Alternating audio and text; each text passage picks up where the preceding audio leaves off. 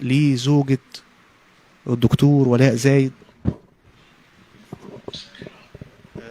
البقاء لله يا أستاذ ريم. ونعم بالله، ونعم بالله حضرتك.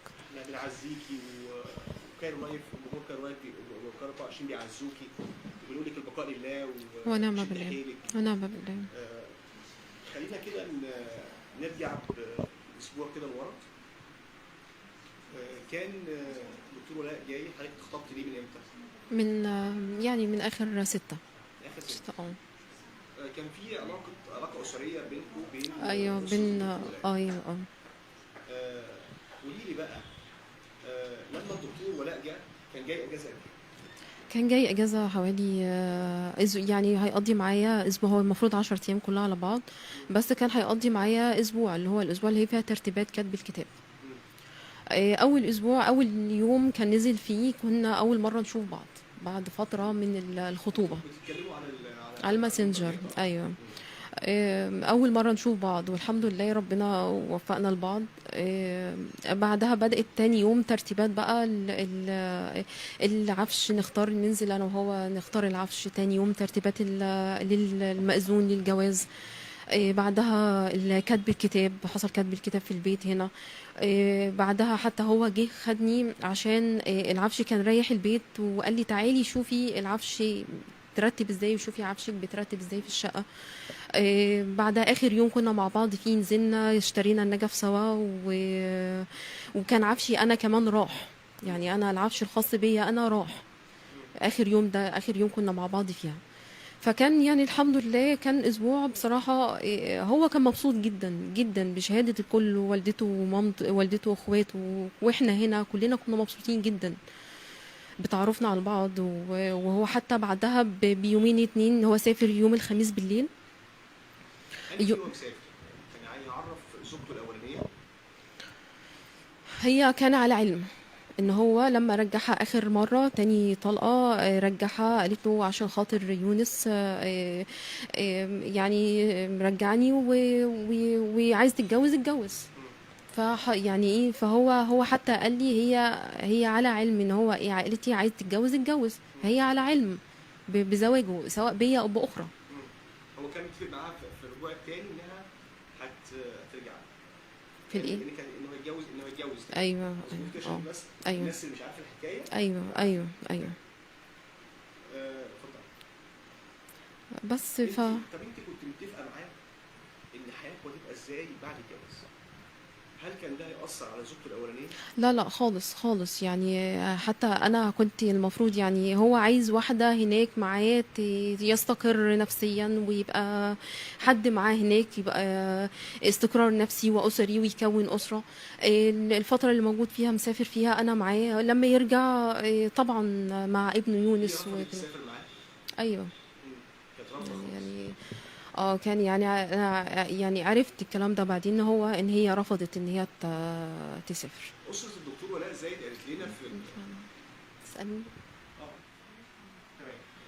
اسره الدكتور ولاء زايد قالت ان كان في طلاق حصل مرتين قبل كده، ايوه وكان ما كانش مرتاح. وحتى الدكتوره اسماء قالت لنا انه بعد سفره ورفضت تسافر معاه، اتصل بمامته وقال لها، وكان بيبكي وقال لها انا مش مسامح مش فعلا ده على حصل. اللي حصل. ده حصل ده حصل. خلينا بقى في الجزء الخاص بحضرتك والدكتور ولاء رحمه الله عليه.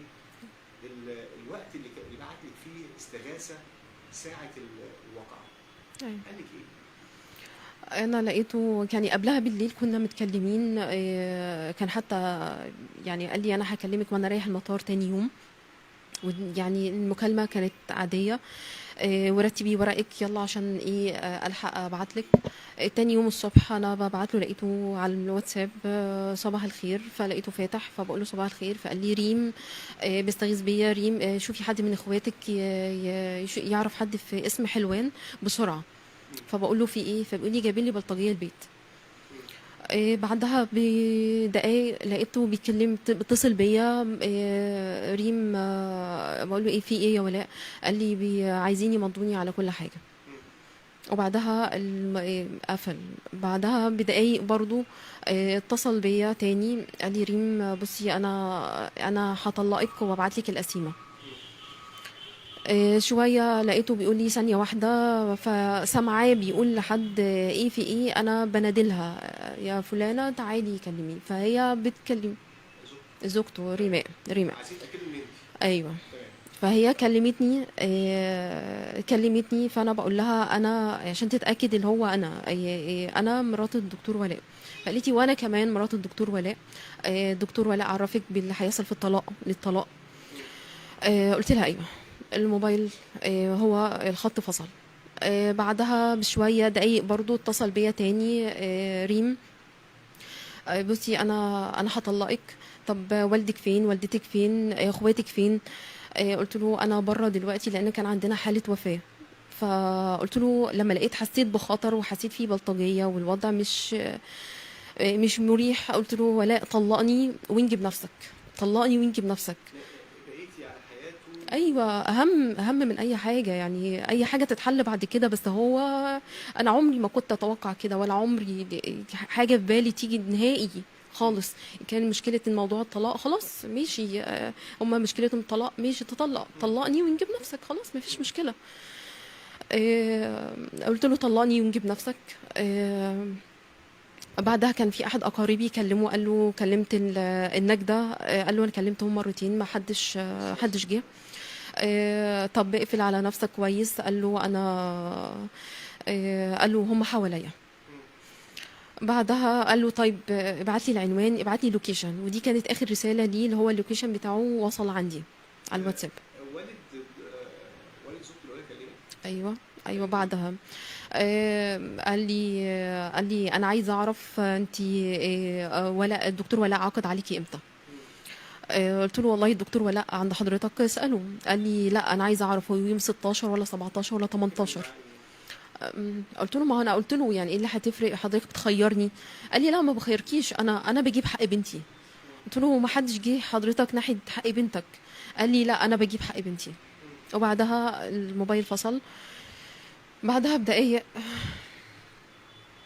مين بلغك بايه؟ بالخبر الوفاه. انا كل وقت ما بين الدقايق دي واتصال من اتصال كنت اتصالي بوالدته طول الوقت. طمنيني، كانت مسافره له، اول ما عرفت وكلمتها كانت هي رايحه له في الطريق. بس المسافه ما بين المنوفيه والحلوان كبيره، ما خدت وقت كبير يعني. وحتى هي كلمت حارس العماره البواب ان هو يطلع يشوف، وحتى هو باعت استغاثه لاخته طول الوقت، هو بيبعت لي وبيبعت لاخته في نفس الوقت استغاثه. اه. و بس فبعدها يعني لقيته، اخر مكالمه كانت ما بيني وبينه، قال لي ريم انت طالق. ودي اخر حاجه كانت ما بيننا. كل اتصالاتي كلها انا خايفه اتصل بيه، فكل اتصالاتي بوالدته، هي بتتابع مع الحارس ومع اللي موجودين. لغايه ما هي كلمتني اخر حاجه خالص، لقيتها بتقول لي علي العوض منه العوض، هدفه من الدور الخامس. فالوضع كان صعب. طيب خلينا نرجع للدكتور ولاء، شخص الدكتور ولاء. احنا كل اللي سمعناه من اسره الدكتور ولاء حكايه استحاله قدامه على الانجاب. ايوه. الدكتور ولاء لما جه في كتب الكتاب انا شفتيه بقى أيوة. وقعدت هنا عمل ايه؟ احنا شفنا له فيديو وهو مبسوط وفرحان. ايوه جدا. وبيرقص وسعيد اكنه اول مره يفرح. ايوه. هو كان فرحان جدا يعني، حتى الاسبوع كله كان فرحان يعني. حتى هو كان بيجي هنا يقعد معايا، وكان بيسهر لغايه الساعه 2 بالليل، وكان مبسوط مش عايز يروح، وكان مرتاح جدا. وكان يعني يوم كاتب الكتاب ده كان مبسوط جدا، و يعني ما كانش حاجه تدل ان هو واحد مقبل على حياه جديده، وبنرتب مع بعض احنا الاثنين. يوم وفاته ولا بعدها بيوم؟ لا كان يوم وفاته كان المفروض يسافر، يعني كان الاثنين يسافر فجر الثلاث، يعني كان المفروض ان هو من الاثنين بالليل هيروح للمطار، وعشان طيارته على فجر الثلاث كده. اتفقتوا تعملوا ايه في حياتك؟ كان اول حاجه كان اتفقنا ان احنا نبقى مع بعض، اللي هو لما سافر له اول حاجه نعملها عمره مع بعض. وكان هو حتى حابب ان هو يحج السنه دي، وان انا ابقى معاه. فكنا مرتبين للحج، ان احنا للحج. الحمد لله. الحمد لله. قصة ولاء فيها أنا شايف إن فيها مغزى. الناس تعلق بولاء، ترحم عليه بالطريقة ديت. ولاء كان في خير بيعمله كتير جدا. فده ممكن يكون سبب من الأسباب إن قصته تبقى شاغلة الرأي العام، وناس كتير بتدعي له، ناس كتير بتقول هو اخلاقه عاليه جدا، يعني اخلاقه عاليه جدا، وبصراحه يعني متربي تربيه كويسه جدا، يعني انسان خلوق جدا ومحترم وخير جدا، يعني انسان بمعنى الكلمه يعني. قال ما لك إن الجواز ده مش هيأثر عليه. لا، ما فيش، ما هي على علم بالوضع، ما فيش اي تأثير، هو بالعكس يعني هو بيراعي ربنا، بيخاف ربنا وبيراعي ربنا، وابنه ده كان كل حياته، فحقوقها كلها زي ما هي، ما فيش اي تأثير، بالعكس يعني. رحمة الله عليه. ربنا يرحمه. كان تفتكري آخر حاجة قبل ما يسافر قال لك عليها قبل ما يمشي المنوفية لحلوان؟ اللي هو آخر يعني زيارة ليه اخر زيارة كنا مع بعض، اللي هو ايه خلاص، ان شاء الله نبقى مع بعض قريب ونرتب ورقنا، وهو لما يسافر هيبدأ يجهز الشقة هناك عشان يخلص لي ورقي واروح له نبقى انت عفشك وهو جاب عفشه كل حاجة كاملة، كل حاجة كاملة هناك في الشقة، كل حاجة كاملة، ما فاضلش غير الفرش حتى يعني. كتبتوا الكتاب. ايوه. كان المفروض هيبقى الزفاف في السعودية. ايوه. كنتوا بترتبوا لسفرك ان شاء الله هيبقى امتى السفر؟ كان يعني كان قال لي على حسب ظروفي، يعني على آخر 10، على حسب يعني ما الدنيا يعني الوضع يسمح له. بس مامته كانت بتقول لك ان هو فرحان سعيد.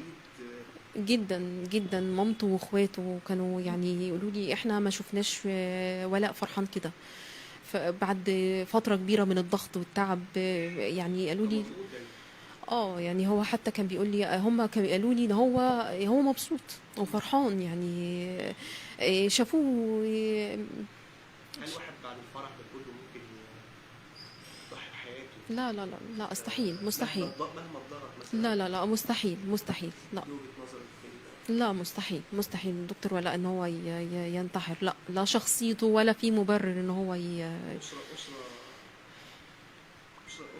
كانت أسرة دكتور متربي على خلق وعلى جدا، وعلى دين وعلى اخلاق وعلى احترام، انسان بصراحة يعني خير جدا، ويعني ناس كتير بتشهد له بكده يعني. احنا شفنا بعد وفاة الدكتور ولاء حاجات كتير ظهرت في شخصيته، يعني تعلقه بوالده رحمة الله عليه. ايوه، كان متعلق بيه جدا، ووالده كان بيحبه وكان جدا، كاتب بوست وهو فتح من اكتر شرها في القرن 24 ان الناس زمان كانت بتسال اي طفل تقول له تحب والدك ولا مامتك؟ ناس الاطفال تقول ماما، هو بيقول بطبيعه الحال والدي. والدي. حتى احنا كنا اخر يوم مع بعض واحنا راجعين من جبنا النجف وراجعين مروحين جايين على الشهداء، قال لي انا ما زرتش والدي، لازم ازوره. رحنا احنا الاثنين، رحنا المقابر زرناه. يعني دي حته جديده يعني. رحنا زرناه انا وهو، كنا مع بعض. في اخر زياره راح زار قال لا، ما ينفعش انزل من غير ما اروح ازوره، لانه هو كان بيحب والده جدا.